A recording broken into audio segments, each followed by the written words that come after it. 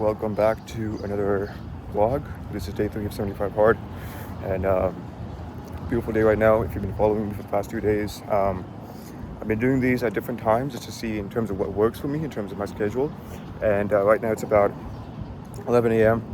It's not too bad in terms of the weather, so I'm just gonna get it done because I just realized this is one of those things that I don't really like doing, like putting off until later, because it just becomes this burden that I'm thinking about all day, and it's like, oh, I need to still do my outdoor cardio, still need to go out. And that's kind of the topic of this video today, in terms of you putting off the most important thing or the most difficult thing is actually what's holding you back in your life. And we do these things as people, as men especially, where we have these things that we want to do in terms of, yeah, I need to go to work, I need to hit the gym, I need to take care of family, I need to do all these things. And we're very good at procrastinating. We convince ourselves that what we're doing is actually not procrastination, it's actually just prioritization, right? So we talk to ourselves like, oh, like, I'll get to the gym later because right now I'm doing XYZ. Right now, like, I need to finish this thing at work. And we give ourselves all the best excuses. We're like, yeah, I need to get this done because there's a deadline and all this. I need to do this because it's important. If I don't do this, like, I'll be in trouble. And what you have to realize is that at its essence, that kind of self-talk, that kind of negotiation with yourself is exactly that. It's negotiation. You're just simply negotiating with yourself, and you're telling yourself that what I want to do, what is a priority in my life, is something that I'll put off until later. Now, I'm not saying that everything has to be done within the first 6 hours of the morning. I mean, actually, I don't know if I actually believe that, because I think as Muslims we have a wonderful culture of, making the best use of the morning. That's where the Prophet ﷺ, he said that, Allah has placed barakah or blessing in the early morning for my ummah. So there's that to be said, where, if it were up to me, like Muslims, we should not be working. We should be working very hard from the time of like Fajr all the way into Dhuhr, maybe a little bit after, and then we have the rest of the day off. That's kind of how I'm structuring my own life, where I don't really do much deep work or any intensive work past Dhuhr. Maybe, sometimes until Asr. It really depends on the season. But not more than 3-4 p.m. Because the more we align with a natural cycle, circadian cycle, and we take advantage of the times that are most beneficial to us, then we'll live in better harmony with that. Now, the only caveat there is that we also find ourselves in different seasons where maybe having this, perfectly balanced or coherent or quote unquote aligned life is not the priority. That's not something we can actually prioritize right now. So there is that to be said. So I think just in general, like, it's up to you to decide what's actually important to you and what that season of life that you're currently in demands of you. Maybe it demands you actually having more of a chill schedule because you have a family or you have kids or whatever the case may be. It really is up to you. So point still stands that we do this thing where we're very good at convincing ourselves that, oh, this thing I need to do is not so important, so I'm going to push it off until later. Now, I will speak on the topic of health because that's something that, just being a fitness coach, someone who's lost 55 pounds at his most, help other guys, help other brothers do the same, have a proven method for this. If that's something you're interested in, go to the link in the first, the link below in the description. With that being said, I've talked to a lot of brothers, and they tell me they want to lose weight. They tell me they want to feel better, but at some point the resistance kicks in, and they're like, yeah, I know it's so important for me to do this right now, but I don't think right now is where I need to do it. And behind that is a fear of commitment, because they know that once they commit, that what they're doing right now, the man they are right now, has to die in some shape or form. So that's there. But behind, I would say that's pretty much it. Like, you're not comfortable leaving behind the man who's brought you to this point. That's something to sit with. You're not comfortable leaving behind the man who's gotten you here. That's the essence of it all. Because you identify with him. Who you are, who's brought you to this point, who's gone through school, gotten the career, got married. You think, he's doing well enough, right? I mean, if he was a total failure, a total loser, he wouldn't have done any of these things, right? So you almost don't want to give him up, but that man that has brought you here, his job is done. His job was to make sure that you survived. And that was a very important job. And maybe that was the voice, the man that your parents told you about, and was like, hey, you need to become this because otherwise you'll just be a broke bum. Nothing wrong with that. But you have to understand that that man cannot take you where you actually want to go now. He brought you to this point, and it's kind of like a relay race, right? So in a relay race, they have like teams of 3 or 4 people, and they're all, taking this baton around the lap. And as soon as one person reaches the other person, they just hand it off, and they stop running. Because they're like, yeah, I did my job. I ran as fast as I could. I was beating the competitors in my group, so to speak. Now that my time is up, and to hand this over. And it makes sense because that person probably doesn't have the energy to keep going for another 4 or 5 rounds if he was the only one on his team, right? It would be like, he will obviously lose because he doesn't have someone to hand it off to. That's the same thing with your identity, brother. The man that got you to this point, he cannot physically keep going because he's tired. Like, how long are you going to keep being in a state of survival and just lack and things not working, and I want to push myself, but every time I try to do something, I feel like I'm pulled back. Not because I don't know, not because I don't have the grit or I don't have the effort. That's all there, but I feel like I just get pulled back. I try to do something for a couple of days, couple of weeks, and then before I know it, like, it's as if I didn't even do those things for the last 2 weeks. I'm just right back to where I was. I'm right back to my routines. I'm right back to my beliefs. I'm right back to my self-limiting talk. That's that man telling you, hey, I'm done running my part of the race. You 2.0 needs to step in and take this baton from me because I can't keep doing this. We're going to lose this race at this point. That's how you need to see it. So that's the essence of it. I mean, when you look at your life and you're like, hey, like, why do I keep putting things off? Why do I not do the things that are important to me? Why do I not make them a priority? Because the version of yourself the version of you right now is not capable of that, and that's okay. It's not like there's anything wrong with you as a person, as a man. There's nothing wrong with you per se. You just have to understand that there's these different versions of you that needs to come out like every couple of months, every couple of years. You'll be evolving I would say 6 months is a good timeline where you're evolving and you're stepping into a new season every 6 months. I mean, why do you think we have seasons of the year, right?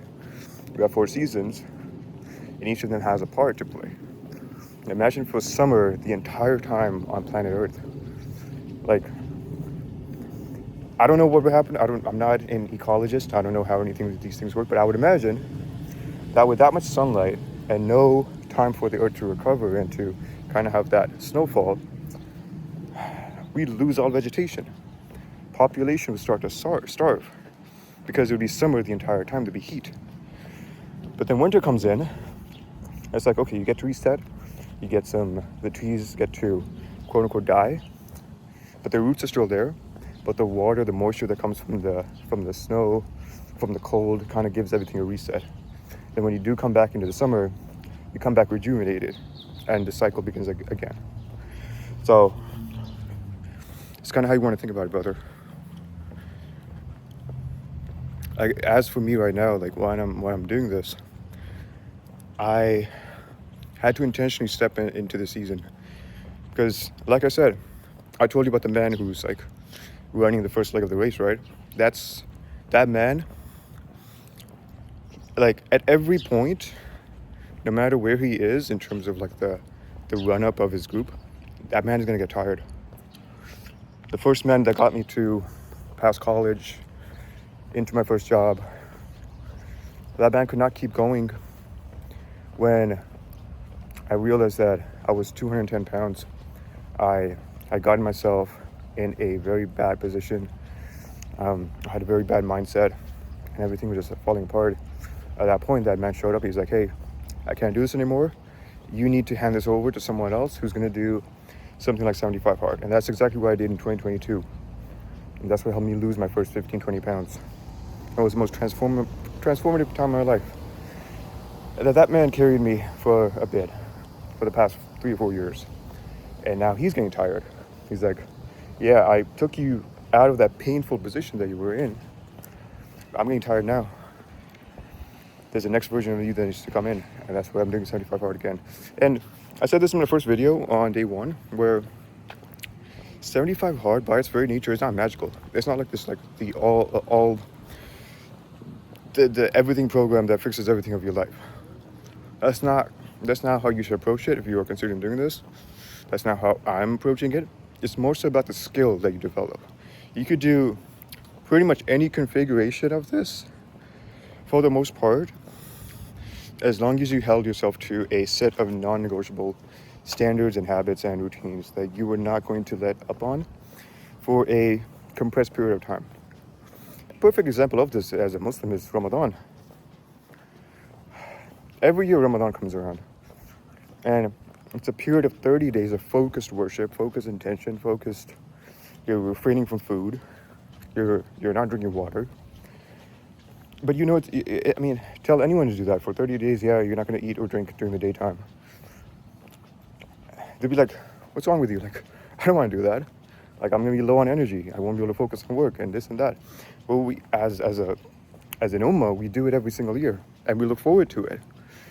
And I think we look forward to it because it's that reset. It's that, okay, I've been burning both ends of the candle, so to speak, for the entire year. I put myself in a very bad position with my habits or just with my state with Allah. I need to get back into this moment, into this month, and actually go through this purifying period. And it's exactly that. So even this concept of 75 hard is not new to us in the sense that we already have Ramadan and everyone does it every single year. But why doesn't it change more people is because we are not super intentional about it. Yes, we are in the sense that we do want to make the most of it, but we don't see it in the lens of how can this transform me and how can this be, in video games, and especially in things like Mario Kart, you have those points where your cart speeds up for a bit. Those, those boost points or whatever. I don't know what they're called, man. But you hit those boost points, it's like, okay, now I get to keep going for the next leg of the race, right?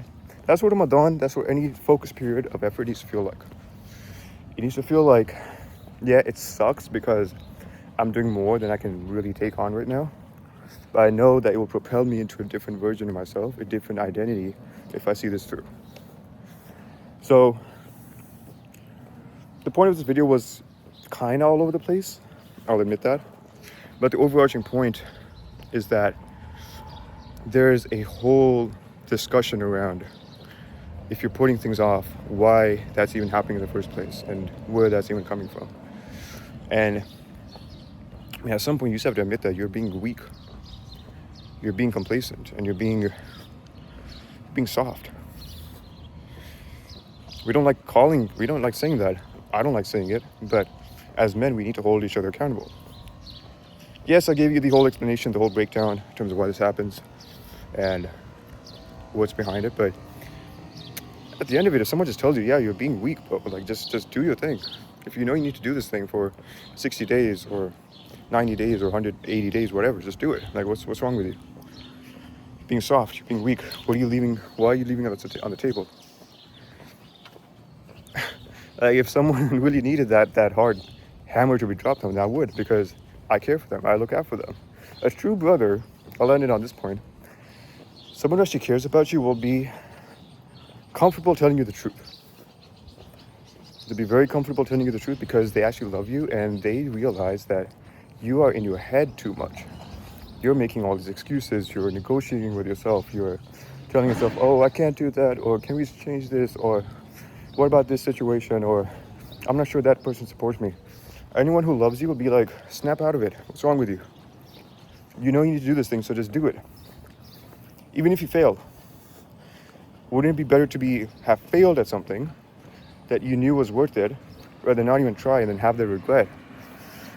You know, if you look back at your life at 85 years old, this is an exercise I do with myself all the time. Every time I have to make a decision that I'm going to be uncomfortable about, I ask myself this.